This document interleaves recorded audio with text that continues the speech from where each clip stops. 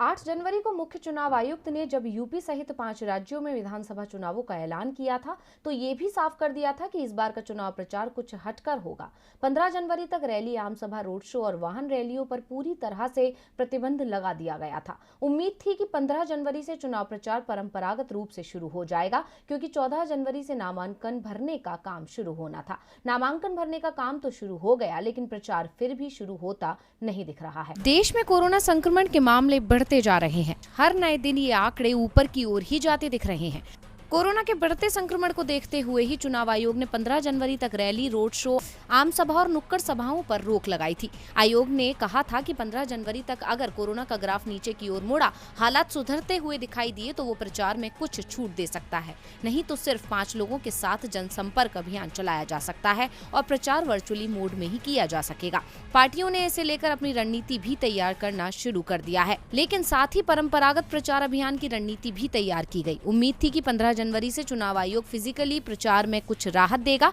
लेकिन अब चुनाव आयोग ने साफ कर दिया है कि उसकी ओर से जो रोक 15 जनवरी तक के लिए लगाई गई थी वो आगे भी जारी रहेगी, क्योंकि रोज मिलने वाले कोरोना के नए मामलों की संख्या अब 2.5 लाख को भी पार कर गई है। वैसे इस बात की संभावना पहले से ही जताई जा रही थी कि चुनाव आयोग पार्टियों को प्रचार में कोई छूट नहीं देगा, और जिस तरह से चुनावी राज्यों में कोरोना संक्रमण के मामले बढ़ते जा रहे हैं